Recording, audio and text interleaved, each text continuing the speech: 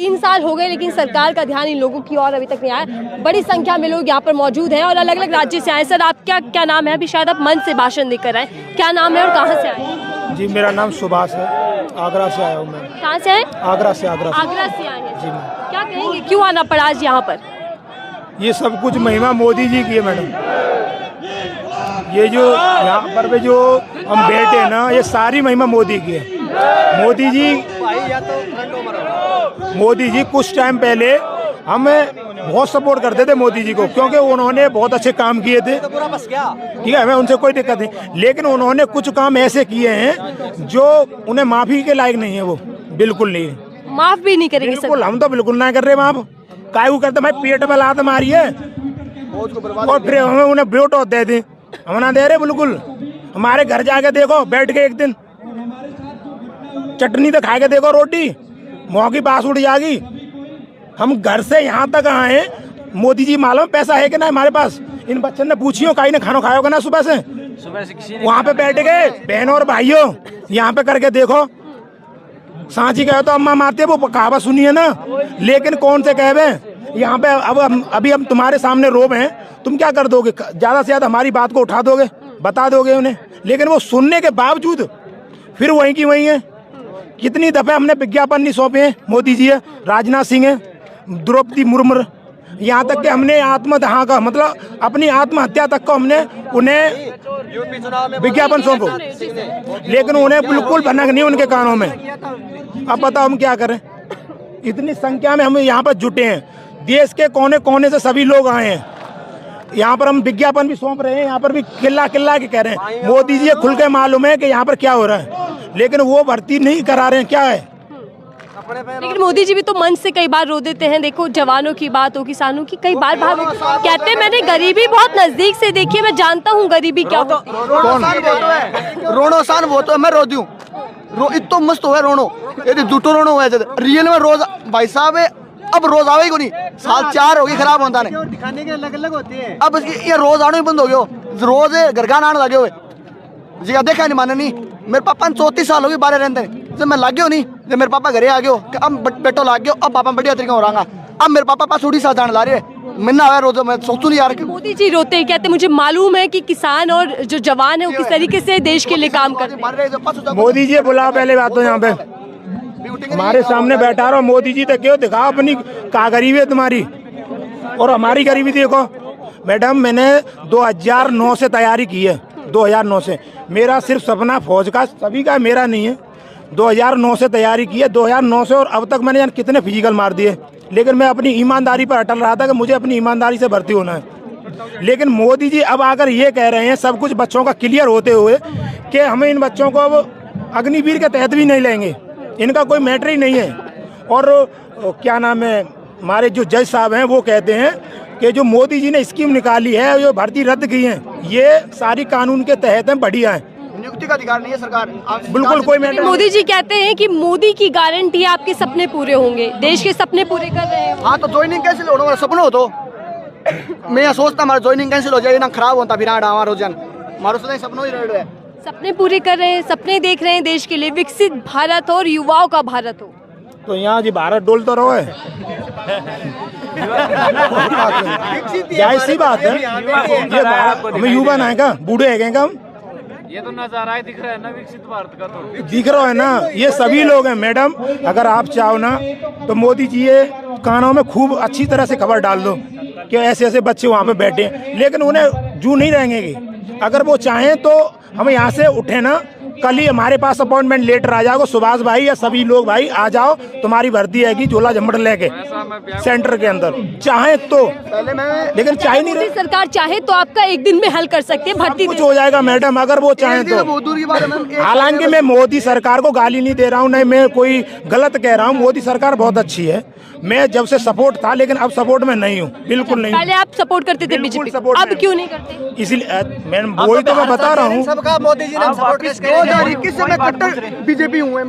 2021 से मैं कट्टर, मैंने बीजेपी को वोट दिया। हमारे घर वाले को हमेशा बीजेपी को देते थे। अब मुझे नफरत है, क्योंकि जब ये बोल रहे हैं ना अग्निवीर स्कीम, ये सबसे अग्निवीर स्कीम हमें से नहीं है। मैंने आपको तो फार्म दिया, क्योंकि गरीबी इतनी ज्यादा है कि बनना पड़ेगा, कोई ऑप्शन नहीं है भारत में।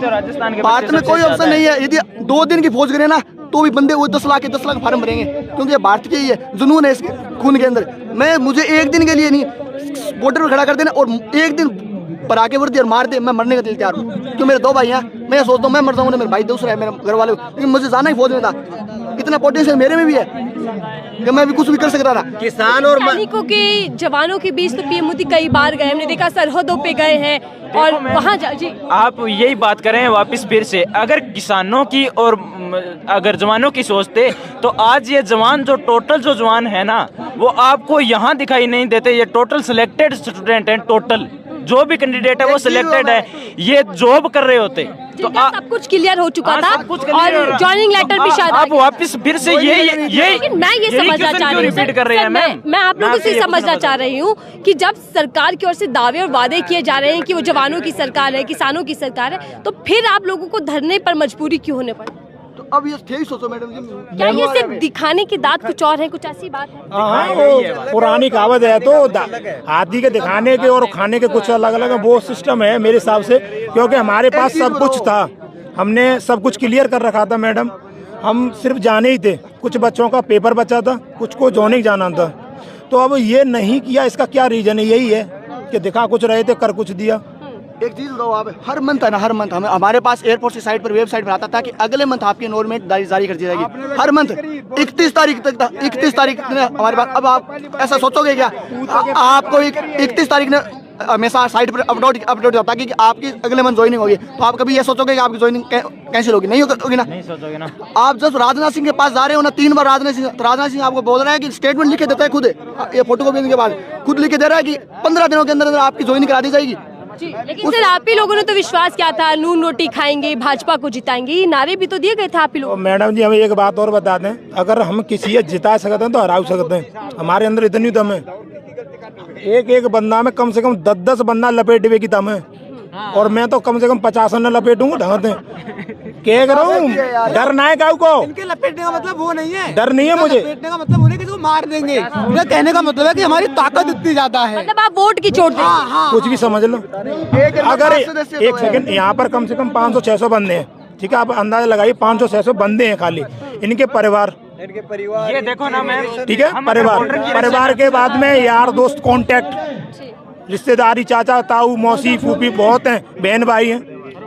ऐसी बात नहीं है कि वो वोट दे देंगे, उनको नहीं देंगे ना, तो ऐसे ही समझ लो। कुछ पहले तो विश्वास किया था, उम्मीदें थी, क्या खरी नहीं उतर पाई सरकार? बिल्कुल नहीं है खरी, क्या खरी है? 10 दिन से तो यहाँ बैठे, महीने भर पहले यहाँ पे बैठे थे, कुछ काम धंधा है नहीं है, घर वाले डरते हैं, शादी ब्याह कोई सिस्टम है नहीं है, क्या करें अब? शादी भी नहीं हो पा रही मैडम जी, शादी भाग जाती है, क्या करेंगे जब भोंपा करेंगे? मेरे साथ हुई है, मैं कोई नहीं करता। ज्वाइनिंग जैसे हुई, जैसे हो गया पेपर कैसे हो गया सब, तो रिश्ता आना स्टार्ट हो गया, और एक वो कन्फर्म सी हो गई थी। लेकिन उनके पापा था वो विदेश रहते थे, उनके वो उस टाइम रोजा राजा थे उनके, मुसलमान के टाइम, तो उनकी वो छुट्टी नहीं हुई। तो हम बोला कि अब मैं जैसे आऊँगा ना 1-2 मंथ के बाद ना, तो आपको रिश्ता कन्फर्म हो जाएगा। क्या 14 जून को प्रेस कॉन्फ्रेंस होती है और वो बोल दिया कि पुराने जितने भी रिक्रूटमेंट है ना वो कैंसिल होते हैं, और उधर से वहाँ फोन आता है कि मामू नट गयो, रिश्ता कौन करा, ऊपर से बेइज्जती बा क्या छो जा नट गया। दूसरी चीज ज्वाइनिंग कैंसिल होगी, पास में ही है, और ये कि छोड़ो लागे को नहीं लोगों ने बावड़ा बनाया, पा बेइज्जती सौ बड़ी। सीधा यहाँ से मांग यही है कि वर्दी मिल जानी चाहिए, भर्ती हो जानी चाहिए, नहीं तो फिर आप सीधे तौर पर 24 में हरा देंगे सरकार को, बदल देंगे क्या? हारना हराना तो देखो मैडम चलता रहेगा, लेकिन जो हमारा कर्म है हम उसे करेंगे, ये गुप्त है, हम नहीं बताएंगे। जो हमारा अगला काम है ना वो हम करेंगे। मोदी जी बस आपसे हाथ जोड़कर विनती है हमारी कि हम बच्चों को अब ना सताएं ज़्यादा, क्योंकि अब हमारी कोई गलती नहीं है, वो नहीं जाता किसी के सामने। बस हमारा यही रिक्वेस्ट है कि हम बच्चों को हमारी ज्वाइनिंग दे दें, बस, और कुछ नहीं चाहते। सोचो आप इस रोजगार में आपको बोल दिया जाए कि अब ये रोजगार आपसे नहीं करना और अब आपको कुछ नया करना है, आपके लिए कितना ये चीज़ होगा, आप आसानी से एडजस्ट कर लोगे? नहीं कर सकते। ये हमारे साथ हुआ है। जो एयरफोर्स एक्स ग्रुप के बंदे होते हैं ना, उनके सिस्टम ये होता है कि उनको फिजिक्स और मैथ पढ़नी पड़ती है, जो स्टैंडर्ड लेवल की होती है, IIT के लिए आती है, और जब ये 10वीं लेवल की भर्ती होती है ना उसमें ये सब कुछ नहीं होता। मैं मेरे भाई से पीछे हूँ। अब मेरे भाई से मेरे से ज़्यादा पढ़ाई करता है, क्योंकि मैं 4 साल पढ़ाई था ना वो बेकार है, उससे यदि मैं फिरता ना तो सही रहता। ठीक है, देखिए ये वो लोग हैं जो फौज में जाना चाहते हैं, जो भर्ती की बात कर रहे हैं और कह रहे हैं कि भर्ती दे दीजिए, जो पेंडिंग भर्तियां हैं उस पर काम करे सरकार और इनको वापस से ज्वाइनिंग कराए। लेकिन इनकी साथ में ये भी चेतावनी है कि अगर इनकी मांगे नहीं मानी जाती, सरकार इनकी ओर ध्यान नहीं देती, तो 2024 का चुनाव जो बेहद नज़दीक है उसमें ये वोट की चोट भी दे सकते हैं, क्योंकि सरकार के सामने पहले किसान सड़कों पर बैठे, अब जवान सड़कों पर बैठे और इनका यही कहना है कि अगर जवान और किसान दोनों ही नाराज हैं आपसे तो फिर आपका सत्ता में रहने का कोई हक नहीं है। इसी मांग को लेकर दिल्ली के जंतर मंतर पर थे फिलहाल के